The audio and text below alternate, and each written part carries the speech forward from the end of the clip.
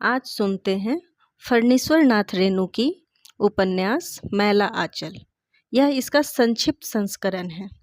मैला आंचल पहला खंड।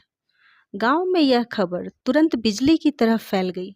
मलेट्री ने बहरा चेथरू को गिरफ्त कर लिया और लेबिन लाल के कुएं से बाल्टी खोलकर ले गए। यद्यपि 1942 के जन आंदोलन के समय इस गांव में न तो फौजियों का कोई उत्पात हुआ था और न आंदोलन की लहर इस गांव तक पहुंच पाई थी, किंतु जिले भर की घटनाओं की खबर अफवाहों के रूप में यहाँ तक पहुंची जरूर थी। मुगलाही स्टेशन पर सिपाही एक मोदी की बेटी को उठाकर ले गया। इसको लेकर सिख और गोरे सिपाहियों में लड़ाई हो गई, गोली चल गई, ढोल बाजा में पूरे गांव को घेरकर आग लगा दी गई। एक बच्चा भी बचकर नहीं निकल सका।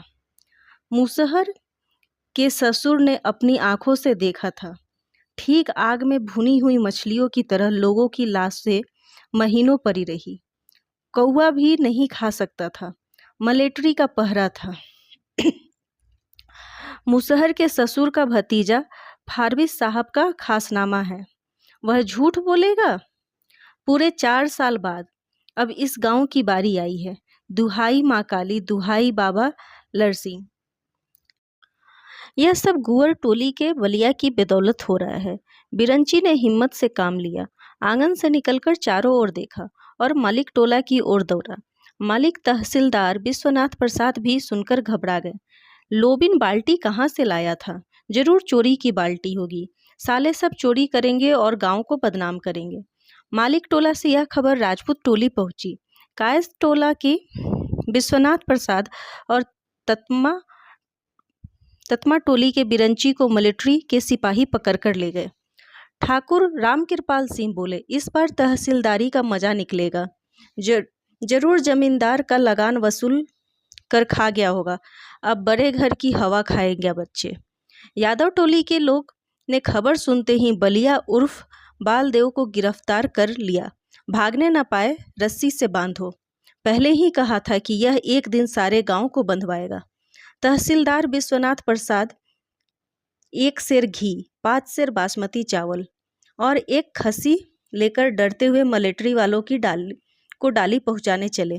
बिरंची को भी साथ ले लिया। बोले, हिसाब लगाकर देख लो, पूरे 50 रुपए का सामान है। यह रुपया 1 हफ्ते के अंदर ही अपने टोले और लोबिन के टोले से वसूल कर जमा कर देना, तुम लोगों के चलते। मलेट्री वाले कोठी की बंगले में हैं। बगीचे के पास पहुंचकर विश्वनाथ प्रसाद ने अपनी जेब से पलिया टोपी निकालकर पहन ली और काली थान की ओर मुंह करके माँ काली को प्रणाम किया। दुहाई माँ काली। बगीचे में पहुंचकर तहसीलदार साहब ने देखा 2 बैलगाड़ियां हैं। बैल घास खा रहे हैं। मलेट्री वाले जमीन पर कंबल बिछाकर बैठे हैं। ये मूढ़ी फाक रहे हैं और बहरा चेथरू भी कंबल पर ही बैठकर मूढ़ी फाक रहा है। सलाम हजूर। बिरंची ने सामान सिर से नीचे उतारकर झुककर सलाम किया। सलाम सरकार। बकरा भी मेमनिया उठा। अरे यह क्या? आप कौन हैं? एक मोटे साहब ने पूछा। हजूर, ताबेदार राजा परबंग का तहसीलदार है, मणिपुर सर्किल का। ओ, आप तहसीलदार हैं? ठीक बात। हम लोग डिस्ट्रिक्ट बोर्ड का आदमी हैं। यहाँ पर एक मिलिट्री सेंटर बनेगा। ऊपर से हुक्म आया है, यही बगान का जमीन में। मार्टिन साहब डिस्ट्रिक्ट बोर्ड को यह जमीन बहुत पहले दे दिया है। तहसीलदार साहब फिर एक बार सलाम करके बैठ गए। बिरंची हाथ जोड़े खड़ा रहा। राजपूत टोली के रामकृपाल सिंह जब कोठी के बगीचे में पहुंचे तो उन्होंने देखा कि बगीचे के पश्चिम वाली जमीन की पैमाइश हो रही है। कुछ लोग जरीब की करी खींच रहे हैं। टोपा वाले एक साहब तहसीलदार साहब से हंस हंस कर बातचीत कर रहे हैं और अंत में यादव टोली के लोग बलदेव के हाथ और कमर में रस्सी बांधकर हो हल्ला मचाते हुए आए। उसकी कमर में बंधी हुई रस्सी को सभी पकड़े हुए हैं। फिरारी सुराजी को पकड़ने वालों को सरकार बहादुर की ओर से इनाम मिलता है। 1000, 2000, 5,000। लेकिन साहब तो देखते ही गुस्सा हो गए। क्या बात है, इसको क्यों बात कर लाए हो? इसने क्या किया है? हजूर, यह सुराजी बलदेव गोप है, 2 साल जेल काट कर आया है। इस गांव का नहीं है, चनपट्टी का है। यहाँ मौसी के यहाँ आया है, खद्दर पहनता है, जैन बोलता है। तो इसको बांधा काहे? अरे बलदेव, साहब के किरानी ने बलदेव को पहचान लिया। अरे यह तो बलदेव है सर, यह रामकृष्ण कांग्रेस आश्रम का कार्यकर्ता है, बड़ा बहादुर है। यादव के बंधन से मुक्ति पाकर बलदेव ने साहब और किरानी को बारी बारी से जय हिंद किया। साहब ने हंसते हुए कहा, आपका गांव में मिलिट्री सेंटर खुल रहा है, खूब बड़ा डॉक्टर आ रहा है, डिस्ट्रिक्ट बोर्ड की तरफ से मकान बनेगा, लेकिन बाकी काम तो आप लोगों की मदद से होगा। तहसीलदार साहब ने जमींदार खाते और नक्शे को तजवीज करते हुए कहा, हजूर, जमीन 1 एकड़ 10 डिसमिल है। ठाकुर रामकृपाल सिंह को अब तक साहब का सलाम करने का भी मौका नहीं मिला था। विश्वनाथ प्रसाद ने बाजी मार ली। जिंदगी में पहली बार सिंह जी को अपनी निरक्षरता पे गलानी हुई। सचमुच विद्या की महिमा बड़ी है, लेकिन भगवान ने शरीर दिया है, उच्च जाति में जन्म दिया है, इसी के बल पर बहुत बाबू बबुआन हाकिम हुकुम और आमल फैला से हेल मेल हुआ है। जान पहचान हुई। मौका पाते ही सलाम करके जोर से बोले, जय हो सरकार की। हजूर पब्लिक की भलाई के वास्ते इतना दूर से कष्ट उठाकर आए हैं और हम लोग हजूर की सेवा नहीं कर रहे हैं। गुसाई जी रमैन में कहिए, धन्य धन्य भाग प्रभु दर्शन दिनहा। हजूर सेवक का नाम रामकृपाल सिंह, बल्द गरीब नेवाजा सिंह, मुथफा जात राजपूत, मोकामा गुरबुंदेल राजपूताना, हाल मोकिम मेरीगंज। सिंह जी हमारा सेवा नहीं चाहिए। सेवा के वास्ते मिलिट्री सेंटर खुल रहा है और इसी में मदद कीजिए सब मिलकर, यह सबसे बड़ा सेवा है। साहब हंसते हुए बोले। यादव टोली के लोग एक एक करके नजर बचाकर 9-2-11 हो चुके थे। उन्हें डर था कि बलदेव को बांध कर लाने वालों को साहब चालान करेंगे। साहब ने चलते समय कहा, 7 दिन के अंदर ही डिस्ट्रिक्ट बोर्ड का मिस्त्री आवेगा। आप लोग बांस, खर, सुतली और दूसरी दरकारी चीज का इंतजाम कर देगा। तहसीलदार साहब, आप हैं बलदेव प्रसाद तो देश के सेवक ही हैं, और सिंह जी आप लोग मिलकर मदद कीजिएगा। सबने हाथ जोड़कर गर्दन झुकाकर स्वीकार किया। साहब दल बल के साथ चले। खस्सी में मिया रहा था। बलदेव गाड़ी के पीछे पीछे गांव के बाहर तक गया। बलदेव ने लौटकर लोगों से कहा, डिस्ट्रिक्ट बोर्ड के बंगाली अफसर बाबू थे प्रफुल्ल बनर्जी, और उनका किरानी जीतन बाबू पहले कांग्रेस ऑफिस के किरानी थे। दूसरा अध्याय। पूर्णिया जिले में बहुत ऐसे गांव और कस्बे हैं जो आज भी अपने नामों पर नीलहे साहब का बोझ ढो रहे हैं। वीरान जंगल और मैदान में नील कोठी की खंडहर राही बटोही को आज भी नील योगी की भूली हुई कहानियां याद दिला देते हैं। गौना करके नई दुल्हनिया के साथ घर लौटता हुआ नौजवान अपने गाड़ीवान से कहता है, जरा यहाँ गाड़ी धीरे धीरे हाँकना, कनिया साहब की कोठी देखेगी। यही है मैक साहब की कोठी। वहाँ है नील महने का हौजा। नई दुल्हा ऊहान के पर्दे को हटाकर घूंघट को जरा पीछे खिसकाकर झांकती है। झरबेन के घने जंगल के बीच में ईंट पत्थर का ढेर। कोठी कहाँ है? दुल्हन का चेहरा गर्व से भर जाता है। अर्थात हमारे गांव के पास साहब की कोठी थी। यहाँ मेम साहब रहते थे। गंगा स्नान करके लौटते हुए तीर्थयात्री की बैलगाड़ियाँ यहाँ कुछ देर तक रुक जाती है। गाड़ियों से युवती और बच्चे निकलकर डरते डरते खंडहर के पास जाते हैं। बुढ़िया जंगली जड़ी बूटी खोजती है। ऐसा ही एक गांव है मेरीगंज, रोथहाट स्टेशन के 7 कोस पूरब। बूढ़ी कोसी को पार करके जाना होता है। बूढ़ी कोसी के किनारे किनारे बहुत दूर तक तार और खजूर के पेड़ से भरा हुआ जंगल है। इस अंचल के लोग इसे नवाबी तटबन्ना कहते हैं। लेकिन बैसाख से लेकर आषाढ़ तक आसपास के हलवाहे चरवाहे भी इस वन में नवाबी करते हैं। 3 आने लबनी तरी, रोक साला मोटरसाइकिल। अर्थात तारी के नशे में आदमी मोटरसाइकिल को भी रास्ता समझता है। तटबंधना के बाद एक बड़ा मैदान है जो नेपाल की तराई से शुरू होकर गंगा जी के किनारे खत्म हुआ है। लाखों एकड़ जमीन, बंध्या धरती की विशाल आंचल, इसमें दूब भी नहीं पनपती। बीच बीच में बालूचर और कहीं कहीं बेर की झाड़ियाँ। कोस भर मैदान पार करने के बाद पूरब की ओर काला जंगल दिखाई पड़ता है। वही है मेरीगंज कोठी। अब गांव में 3 प्रमुख दल हैं, कायस्थ, राजपूत और यादव। ब्राह्मण लोग अभी भी तृतीय शक्ति हैं। गांव के अन्य जाति के लोग सुविधा अनुसार इन्हीं तीनों दलों में बटे हुए हैं। कायस्थ टोली के मुखिया विश्वनाथ प्रसाद मल्लिक राजा परबंगा के तहसीलदार हैं। तहसीलदारी उनके खानदान में 3 पुश्त से चली आ रही है। इसी के बल पे तहसीलदार साहब आज 1000 बीघे जमीन के एक बड़े काश्तकार हैं। कायस्थ टोली को गांव की अन्य जाति के लोग मालिक टोला कहते हैं। राजपूत टोली के लोग कहते हैं कैथ टोली। ठाकुर राम कृपाल सिंह राजपूत टोली के मुखिया हैं। तो यहाँ आपको याद रखने की ज़रूरत है, कायस्थ टोली के मुखिया हैं विश्वनाथ प्रसाद सिंह और राजपूत टोली के राम कृपाल सिंह मुखिया हैं। इनके दादा महारानी चंपावती के स्टेट के सिपाही थे और विश्वनाथ प्रसाद के दादा तहसीलदार। कहते हैं कि जब महारानी चंपावती और राजा परंबंग की दीवानी मुकदमा चल रहा था तो विश्वनाथ प्रसाद के दादा राज परंबंग स्टेट की ओर से मिल गए थे। स्टेट वालों को महारानी के सारे गुप्त कागज हाथ लग गए थे और महारानी मुकदमे में हार गई। काशी जाने से पहले महारानी ने राम कृपाल सिंह को अपनी बची हुई 300 बीघे जमीन लिखकर लिखा पढ़ी कर दी। राम कृपाल सिंह कहते हैं कि उनके दादा महारानी को एक बार डकैत के हाथों से अकेले बचाया था। इसी के इनाम में महारानी ने दान पत्र लिख दिया। कायस्थ टोली के लोग राजपूत टोली को सिपहिया टोली कहते हैं। यादव का दल है। इनके मुखिया खिलावन यादव को 10-12 बरस पहले तक लोगों ने भैंस चराते देखा। दूध घी की बिक्री से पैसे पर जब बात चारों ओर बुरी तरह फैल गई तो खिलावन को बड़ी चिंता हुई।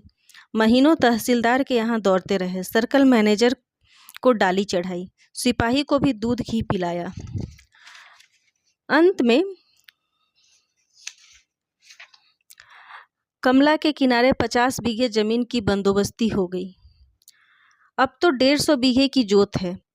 बड़ा बेटा सकलदीप अररिया बैरगाछी में नाना के पास रहकर हाई स्कूल में पढ़ता है। खिलावन सिंह यादव को लोग नया मतवर कहते हैं, लेकिन यादव क्षत्रिय टोली को अब भी गुअर टोली कहने की हिम्मत कोई नहीं करता। यादव टोली में 12 मास शाम का अखाड़ा जमता है। 4 बजे से ही शोभन मोची ढोल पीटता रहता है। ढाक ढाक ढाक ढाक ढीना ढींढा। ढोल के हर तार पे यादव टोली के बूढ़े बच्चे जवान डंक बैठक और पहलवानी के पैतरे सीखते हैं। सारे मेरीगंज में 10 आदमी पढ़े लिखे हैं। पढ़े लिखा का मतलब हुआ अपना दस्तक करने से लेकर तहसीलदारी तक करने की पढ़ाई। नए पढ़ने वालों की संख्या है 15। गांव के मुख्य पैदावार हैं धान, पाट और खेसारी। रबी की फसल कभी कभी अच्छी हो जाती है। अध्याय 3। डिस्ट्रीपोर्ट के मिस्त्री लोग आए। बलदेव के उत्साह का ठिकाना नहीं। अफसर बाबू ने तहसीलदार साहब और रामकृपाल सिंह के सामने ही कहा था, आप तो देश के सेवक हैं। सबों ने सुना था, दुनिया में धन क्या।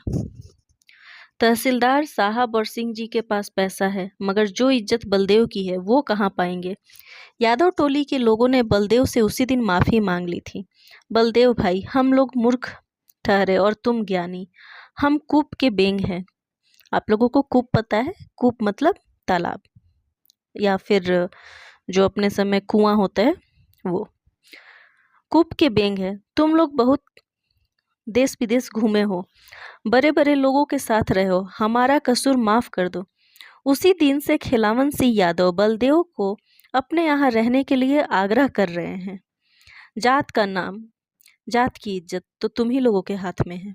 तुम कोई पराये हो, तुम्हारी मौसी मेरी चाची होगी, हम तुम भाई ठहरे। खिलावन की डेरा वाली खुद आकर बलदेव की बुढ़िया मौसी से कह गई, घर आंगन सब आपका ही है। जिस घर में एक बूढ़ी नहीं, उस घर का भी कोई ठिकाना रहता है। मैं अकेली क्या क्या करूं, दूध घी देखूं कि गुड़ गोबर। बलदेव की बुढ़िया मौसी की दुनिया ही बदल गई। कल तक घर घर घूमकर कुटाई पिसाई करती थी और आज गांव की मालकिन जाकर उसे सारे घर की मालकिन बना गई। मिस्त्री लोग आए। बलदेव गांव के हर एक टोले में घूमता रहा। डिस्टी बोर्ड के मिस्त्री जी लोग आ गए हैं। कल से काम शुरू हो जाना चाहिए। मलेरिया बुखार मच्छर काटने से होता है, मगर कुलेन खाने से जितने भी मच्छर काटे कुछ नहीं होगा। ततमा टोली दक्षिणा क्षत्रिय टोली के मुहंग दास के घर के पास बलदेव की बातों को लोग बड़े अचरज से सुन रहे हैं। आंगन की औरतें घूंघट काटे ठड्डी के पास खड़ी होकर सुन रही हैं। अब रात भर गोईठा जलाकर धुआं करने का झंझट नहीं, काटे जितना मच्छर। पोलिया टोली दक्षिणवना छत्री टोली, यदुवंशी टोली, गलहोत टोली, कुर्मी छत्री टोली, आमत्य ब्राह्मण टोली, धनुकधारी छत्री टोली, कुशवाहा छत्री टोली और रौदास टोली के लोगों ने वचन दिया, 7 दिन तक कोई काम नहीं करेंगे। मालिक लोग से कहिए हल फाल कोर कासान बंद करें। करना ही क्या है, एक अस्पताल का घर, एक डॉक्टर बाबू का घर, एक भंसा घर और एक फालतू। 7 दिनों में ही सब काम रेट हो जाएगा। धनुकधारी टोली के धनुकधारी टोली और तुनकलाल ने एक सवाल पैदा कर दिया, लेकिन हल फाल काम काज बंद करने से मालिक लोग मजूरी तो नहीं देंगे। 1 2 3 की बात रहे तो किसी तरह खेपा भी जा सकता है। 7 दिन तक बिना मजूरी के यह जरा मुश्किल मालूम होता है। ततमा और दुसात टोली के लोगों की बात जाने दीजिए। उनकी औरतें हैं, सुबह से दोपहरिया तक कमला में कादो पानी हीर कर 1 2 सेर गैची मछली निकाल लाएंगी। 4 सेर धान का हिसाब लग जाएगा। बाबू लोग के पुआल के टालों के पास धरती खरोच कर चूहों के मादों को कोर कर भी कुछ घास जमा कर लेंगी। नहीं तो कोठी के जंगल से खमर आलू उखाड़ लाएंगी। हाट में कटिहार मिल के कुली लोग 4 आने सेर खमर आलू हाथों हाथ उठा लेते हैं, लेकिन और लोगों के लिए तो बड़ा मुश्किल है। बलदेव ने निराश होकर पूछा, अब क्या किया जाए? तुनकलाल के पास समस्या का समाधान पहले से ही मौजूद था। बोला, एक उपाय है, यदि मालिक लोग आधे दिन की भी मजूरी दे दे तो काम चल जाए। तुनकलाल के इस प्रस्ताव पर विचार करता हुआ बलदेव मालिक टोला की ओर चला। विश्वनाथ बाबू तो मान लेंगे, सिंह जी के बारे में कुछ कहना मुश्किल है। सिपहिया टोला का बिरजू कल कह रहा था, सिंह जी अस्पताल में कोई मदद नहीं करेंगे। कहते हैं अस्पताल का मालिक मुख्तियार है विश्वनाथ और बलदेवा। बलदेवा जब सिंह जी के दरवाजे पर पहुंचा तो सिंह जी घोड़े पर सवार हो चुके थे, शायद कटिहार जा रहे हैं। यात्रा पे टोकना अच्छा नहीं है, इसलिए बलदेव चुप ही रहा। सिंह जी के दरवाजे पर 5-7 आदमी बैठे हुए थे। किसी ने बलदेव को बैठने के लिए भी नहीं कहा। बलदेव ने सबों को एक साथ जय हिंद कहा। शिव शंकर सिंह के बेटे हर गौरी ने बलदेव से पूछा, कहिए बलदेव लीडर, क्या समाचार है? आप लोगों की कृपा से सब अच्छा है बाबू साहब। आप स्कूल से कब आए? बलदेव ने पास में ही पड़े खाली मोढ़े पर बैठते हुए पूछा। सुना है कि आपकी लीडरी खूब चल रही है। बाबू साहब, गरीब आदमी भी भला लीडर होता है। हम तो आप लोगों के सेवक हैं। आप तो लीडर ही हो गए। आजकल कांग्रेस ऑफिस का चौका बर्तन कौन करता है? हर गौरी अचानक से उबल पड़ा। अरे भाई, सभी काशी चले जाओगे? पत्तल चाटने के लिए भी तो कुछ लोग रह जाओ। जेल क्या गए? पंडित जमाहिर लाल हो गए। कांग्रेस ऑफिस में वॉलेंटियरी करते थे, अब अंधों में काना बन के लीडरी छाटने आया है, स्वयं सेवक न घोड़ा का दुम। बाबू साहब मुंह क्यों खराब करते हैं? आप विद्वान हैं और हम जाहिल। हमसे जो कसूर हुआ कहिए। उठ जाओ दरवाजे पर से, बेईमान कहीं के। डिस्ट्रिक्ट बोर्ड से अस्पताल की मंजूरी हुई है, रुपया मिला है, सब चुपचाप मारकर अब बेगार खोज रहे हैं। चोर सब, उठ जाओ दरवाजे पर से। हरगौरी तमतमा कर बलदेव को धक्का देने के लिए उठा। बैठे हुए लोगों ने हाँ हाँ करके हरगौरी को पकड़ लिया। बलदेव चुपचाप बैठा रहा। मारिए, यदि मारने से ही आपका गुस्सा ठंडा हो तो मारिए। हल्ला गुल्ला सुनकर भीड़ जम गई। हरगौरी का लड़कपन किसी को पसंद नहीं। शिव शंकर सिंह भी सुनकर दुखित हुए। लीडरी करे या वॉलेंटियरी, तुमको किस बात की चिढ़ लगी? तुम्हारा क्या बिगाड़ा था? अच्छा बलदेव, बुरा मत मानना, हंसी दिल लगी में उड़ा दो, छोटा भाई है। शिव शंकर मौसा। बाबू साहब गाली गलौज करके मारने उठे, मगर कोई लाजमान बात मुंह से निकालते हैं? पूछिए सबों से। महात्मा जी कहीन हैं। नीम के पेड़ पर एक कागा काय काय कर उठा। हरगौरी गुस्से से थरथर कांप रहा है। ये लोग भी अजीब है। 1 घंटा पहले बलदेव की टोकरी भर शिकायत कर रहे थे, लीडरी सटकाने की बात कर रहे थे, और अभी उसका बाप भी बलदेव की खुशामद कर रहा है। ग्वाला होकर लीडरी। गुअर टोली वाले हंसेरी लेकर आ रहे हैं। एक लड़का दौड़ता हाफता आकर खबर दे गया, ए गांव के उत्तर में शोरगुल हो रहा है। खूंटे से बंधे हुए बैलों ने चौकन्ने होकर कान खड़ा किए। गांव के बाहर चरती हुई बकरियां दौड़ती मिमियाती हुई गांव में भागी आ रही है। कुत्ते भूकने लगे। क्या बात हुई? अरे बेटा रे, गौरी बेटा रे, आंगन में आ जा बेटा रे। गुअर टोली का कलिया पगला गया है। हरगौरी की माँ छाती पीटती और रोती हुई आई और हरगौरी को घसीट कर आंगन में ले गई। बच्चे रोने लगे। अरे क्या बात हुई? भाला निकालो छत्तर। हमारी गंगा जी वाली लाठी कहाँ है? तीर निकाल रे। अरे क्या बात है? हंसेरी क्यों? किस बात? कौन किसका जवाब देता है? किसे फुर्सत है? सारे गांव में कोहराम मचा हुआ है। हरगौरी की माँ अब शिव शंकर सिंह को आंगन में बुला रही है, चिल्ला रही है, गुअर टोली का रौदी बूढ़ा आया है। गुअर टोली में बच्चे बूढ़े खौल रहे हैं कि हरगौरी ने बालदेव को जूते से मारा है। कुकरू का बेटा कालचरना काली किरिया खाया है, हरगौरी का खून पिएंगे। आंगन में आ जाओ गौरी के बाबू। आओ बलदेव दौरा। आप लोग अकताइए मत, हम देखते हैं। ना समझ लोग हैं, समझा देते हैं। एक बार बोलिए प्रेम से, महावीर जी की जय जय जय। बलदेव को देखते ही यादव सेना खुशी से जय जयकार कर उठी। बोलिए एक बार प्रेम से, गणही महात्मा जी की जय जय जय। ए शांति शांति, चुप रहो। बलदेव जी क्या कहते हैं सुनो। प्यारे भाइयों, आप लोग जो आंदोलन किए हैं वह अच्छा नहीं। आप अपना कान देखे बिना कौवे के पीछे दौड़ना अच्छा नहीं। आप ही सोचिए, क्या यह समझदार आदमी का काम है? आप लोग हिंसावाद करने जा रहे थे, इसके लिए हमको अनशन करना होगा। भारत माता का, गांधी जी का यह रास्ता नहीं। सचमुच ज्ञानी आदमी है बलदेव जी।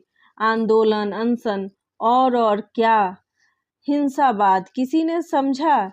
ज्ञानी की बोली समझना सभी के बूते की बात नहीं। अनशन करेंगे। अनशन? कलिया कहता है उपवास करेंगे बलदेव जी। कलिया को बुलाकर बलदेव जी कहते हैं, कालीचरण तुम बहुत बहादुर मान हो, लेकिन जोश में होश भी रखना चाहिए। हम खुश हैं लेकिन उपवास करेंगे। सचमुच यदि उस दिन बलदेव जी ठीक समय पर नहीं आ जाते तो कालीचरण इस पार चाहे उस पार कर देता। अरे हरगौरिया, कल का छौरा, स्कूल में 4 अक्षर क्या पढ़ लिया, लाट साहब हो गया है? अरे पढ़ता क्या है, दाढ़ी मोछ हो गया है और अपना सकलदीप से 2 गिलास नीचे ही पढ़ता है। एकदम फेलियर है। इस साल भी फेल हो गया है। उसका बाप मास्टर को घूस देने गया था। मास्टर गुस्सा कर बोला, भागो नहीं, तुमको भी फेल कर देंगे। अरे पढ़ेगा क्या? सुनते हैं कि लाल बाग मेला में लाल पढ़ना में पास हो गया है। लाल पढ़ना? बात बनाने में दुलरिया से कोई जीत नहीं सकता।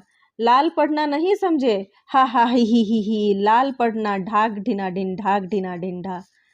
चलो रे, अखाड़ा का ढोल बोल रहा है।